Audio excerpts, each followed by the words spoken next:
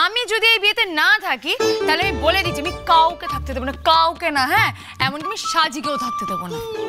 বাহ, good decision. ও তাহলে তো ভালোই হতো, বিয়েটাই হবে না, আমারও কোনো খরচা হবে না।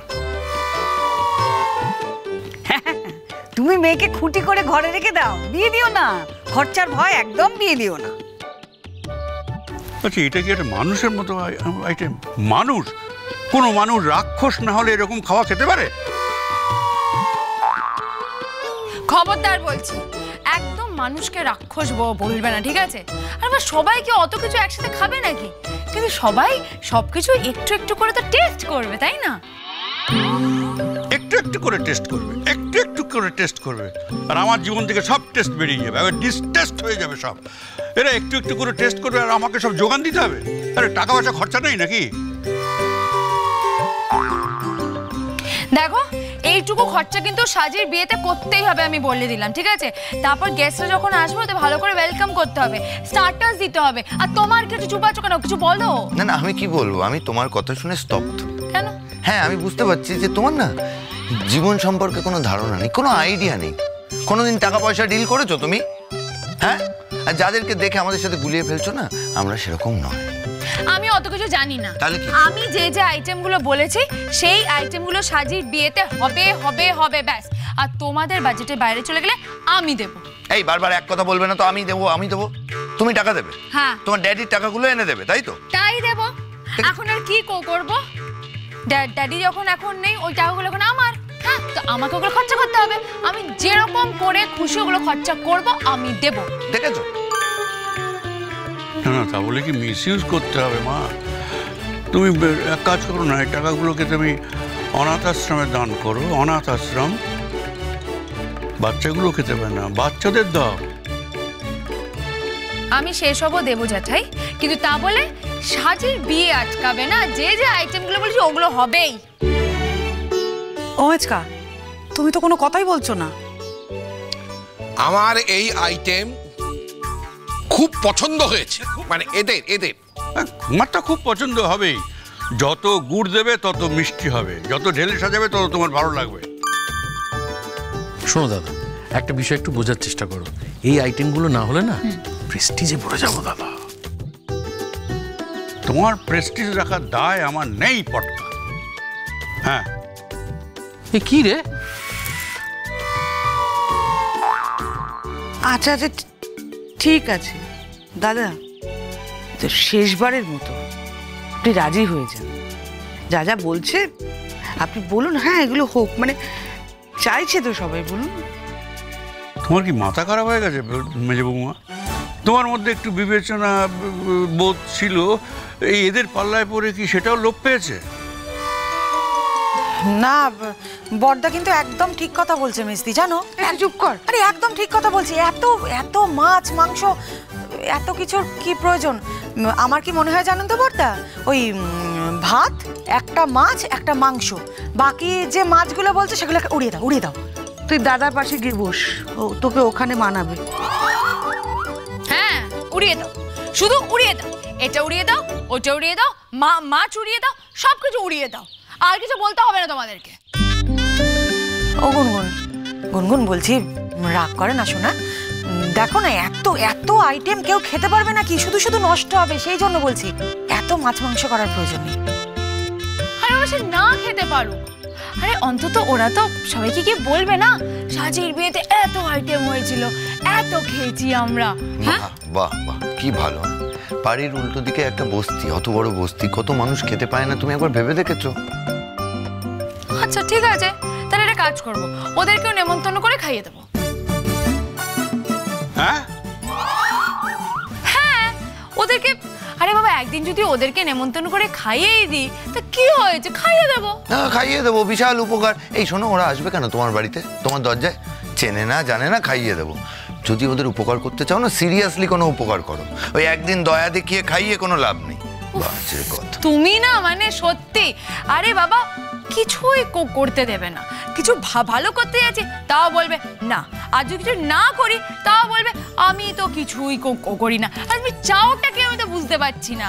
ওদেরকে যদি একদিন থেকে খাইয়ে দিই, অসুবিধাটা কোথায় তোমার? হ্যাঁ, আর তুমি যদি মনে করে থাকো যে এই সব কথা বলে তুমি সাজির বিয়ে আটকে দেবে, সেটা কিন্তু আমি হতে দেবো না। হ্যাঁ, ও আরেকটা কথা, আরে বাবা জ্যাঠাই কিপটামি করছো কেন? কয়েকটা আইটেম যদি একটু বাড়িয়ে দিই, আমরা কি খুব গরিব হয়ে যাব? আবার এক বাজে কথা। মানুষের অনেক দুর্দশা গুনগুন মা, তোমার এত নরম হৃদয় তো তুমি এসব বুঝবে না। শোনো জ্যাঠাই, আমার যেটুকুনি আছে সেটুকুনি আমি মানুষের কল্যাণে খরচা করে দেব, বুঝতে পেরেছো? কিন্তু সাজির বিয়েতে কোনো রকম কম্প্রোমাইজ আমি করব না বলে রাখলাম। ঠিকই তো, আমাদের একটা মাত্র ছোট বোন। ও জ্যাঠাই, জ্যাঠাই বলছি আমার বিয়েতে তোমাদের তো এত কিছু করতে হয়নি, তাহলে ওর বেলায় করো না। হ্যাঁ, কিছুই তো করতে হয়নি তো। হ্যাঁ হ্যাঁ, সেই জন্যই তো করবো না। আমাদের বাড়িতে যা হবে সব কিছু সমান সমান। তা বললে কি করে হবে? তখন সময়টা আলাদা ছিল, এখন এতগুলো দিন পেরিয়ে গেছে। তাছাড়া সাজি তো নিজেও চাকরি করে, শুনবো না সব কথা আমরা। তাতে কি হয়েছে? আমরা কি সাজির কাছ থেকে টাকা দিচ্ছি? তখন থেকে ঘ্যান ঘ্যান ঘ্যান ঘ্যান করে চলেছে। এতগুলো রোজগারের লোক চোখে পড়ছে না? এতগুলো, এই তো তোমার পেনশন আছে, আমার পেনশন আছে, রিজু রোজগার করে, বাবিন রোজগার করে। কে রোজগার? কে কে কে রোজগার? কারা রোজগার করে আমার বল? আরে সবাই মিলেই তো আমরা রোজগার করি। তুমি না বলেছিলে যে এই এই পেনশনের টাকা, এই এদের রোজগারের টাকা, এই সব তুমি সাজির বিয়ের জন্য রেখেছো? তাহলে এখন ঘ্যান ঘ্যান করছো কেন? যা বলছিলাম যে আমিও কিছু কন্ট্রিবিউট করতে চাই। সাবাস। খবরদার, যা বলেছো এই কথা কিন্তু আর কখনো বলবে না। কেন কেন কেন কেন বলবে না কেন? আরে আমি জামাইয়ের কাছ থেকে হাত পেতে টাকা নেবো কেন? আরে রূপাঞ্জন দা বলবে না কেন? ঠিকই তো বলেছে, আমরা সবাই মিলে কন্ট্রিবিউট করব। আরে বললাম তো যে আমি জামাইয়ের কাছ থেকে হাত পেতে টাকা নেবো না। ঠিক আছে জ্যাঠাই, আপনাকে হাত পেতে নিতে হবে না, আমি খামে করে দিয়ে দেবো। ঠিক আছে? সাবাস। খামে করে। ও এই শোনো, খবরদার বলছি তোমাকে, এই সমস্ত কথাবার্তা বলে আমাদের অপমান করবে না। কেন বলুন তো? এত অহংকার কিসের আপনার? আমাকে তো আপনি জামাই বলে মেনে নিয়েছেন, তাহলে আমি কিছু কন্ট্রিবিউট করতে পারবো না? আমার কোনো অধিকার নেই? হ্যাঁ, কোনো দায়িত্ব নেই আমার? না, জামাইয়ের কোনো দায়িত্ব নেই। জামাই আসবে, যাবে, খাবে, দাবে, চলে যাবে। আমরা তো ঘর জামাই চাইনি, কিন্তু ঘটনাচক্রে তুমি হাফ ঘর জামাই হয়ে গেছো। তো তুমি কথা শুনো না, আমি কি বলবো তোমাকে? বেশি বললে না এবার একবারে ফুল জামাই হয়ে যাব, তখন বুঝবেন। তাহলে আপনার ভাগ্য ভালো যে আমি হাফ জামাই আছি।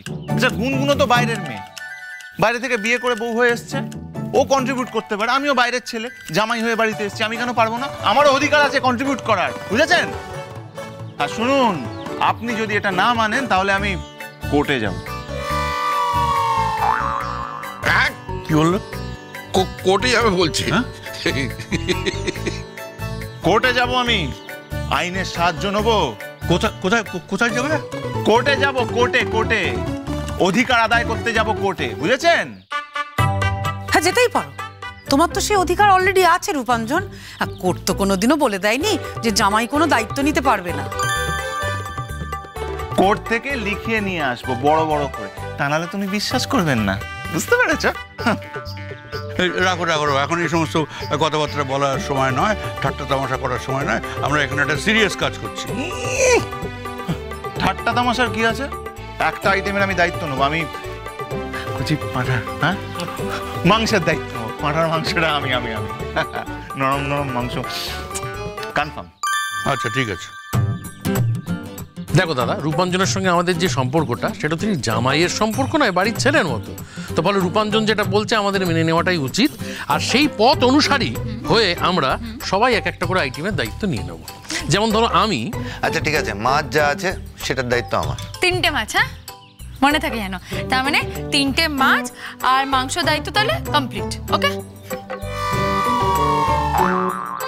তাহলে একসঙ্গে আমাকে কিছু টাকা বার করতে হচ্ছে না, তাই তো? এই বাকি টাকাগুলো কোথা থেকে জুটবে? কেন জ্যাঠাই, ওই যে আমার অ্যাওয়ার্ডের যে টাকাটা, ওটা তো ফিক্স করা ছিল। তো সেই 5 লাখ টাকা তো আমি খোঁজ নিচ্ছি, যদি বিয়ের আগে পাওয়া যায় তাহলে কাজে লেগে যাবে। না, ওখান থেকে একটা পয়সাও দেওয়া যাবে না। বাচ্চাটাই টাকাটা তুলতে না দিলে আমি কোথা থেকে অ্যারেঞ্জ করতে পারবো বলো? হ্যাঁ সেটাই তুমি কেন বুঝতে পারছি না, টাকাটা দিয়ে কি হবে? ডিম পারবে? হ্যাঁ আচ্ছা শোনো, আমি পুরো মিষ্টির দায়িত্বটা নিলাম, ওকে? ও বাবা, সব তো আইটেম ভাগ বাটোয়ারা হয়ে গেল, তাহলে আমার জন্য কি পড়ে রইলো? ঠিক আছে, আমি পোলাওটা দেব, আমি পোলাও। পোলাও, তুমি পোলাও। মাংসটা ঠিক মেরেছো? হ্যাঁ মাংস ঠিক আছে, মিষ্টি। পটকা তুমি বলো, তুমি কিসের দায়িত্ব নিচ্ছ? ওই তো মেজদা তো পোলাওয়ের দায়িত্ব নিয়ে নিল, তুই এক কাজ কর, তুই সাদা ভাতের দায়িত্বটা নিয়ে নে, আর আমি ডালের দায়িত্ব, মুগের ডাল, বুঝলি? হ্যাঁ, মাছের নারকোল মাথা দিয়ে। দিয়ে? হ্যাঁ, মাছের মাথা।